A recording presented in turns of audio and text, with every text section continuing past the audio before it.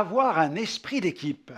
J'aimerais lire ce passage qui se trouve dans la première aux Corinthiens, chapitre 12, verset 12, où il est écrit « Car comme le corps est un et a plusieurs membres, comme tous les membres du corps, malgré leur nombre, ne forment qu'un seul corps, ainsi en est-il de Christ.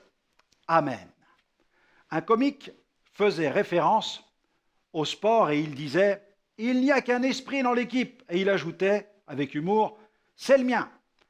Si l'équipe de France de football est devenue championne du monde en 1998, c'est grâce à son coach, aux nombreux talents individuels, c'est vrai, mais surtout grâce à son esprit d'équipe.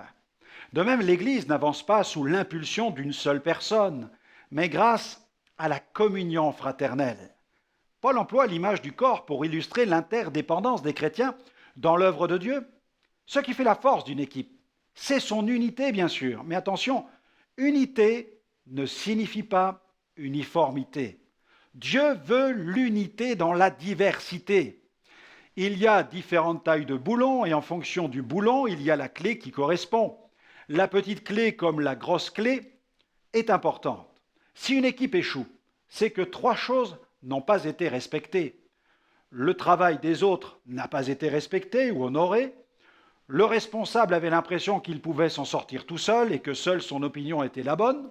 Trop de leaders échouent à cause de ces différents points. Ils oublient que les gens ne veulent pas seulement de la reconnaissance, mais qu'ils ont aussi besoin de reconnaissance. Quelqu'un a d'ailleurs dit « Ce qui bloque le développement d'une personne bloquera le développement de l'ensemble ».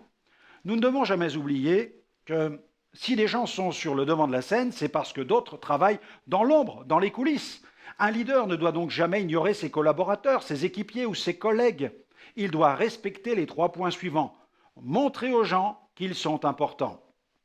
Quelqu'un a dit d'ailleurs, l'un des plus grands principes humains, c'est le profond besoin d'être reconnu.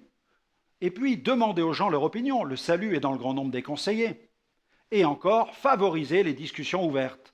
Ces discussions permettent l'émergence de bonnes idées. Ne pas le faire, c'est prendre le risque de continuer à suivre une petite idée, une idée médiocre. De nouvelles idées permettent souvent un nouveau développement.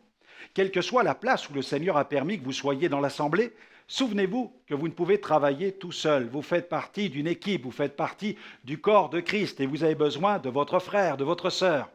Ne les ignorez pas, ne les méprisez pas. Chacun a de la valeur et peut vous aider, peut vous compléter. Alors j'aimerais vous recommander cette prière pour aujourd'hui. C'est vrai Seigneur, nous sommes ton corps et chaque membre a de l'importance. Chaque membre a besoin des autres pour exister. Aide-moi Seigneur à travailler dans ton œuvre, dans l'unité.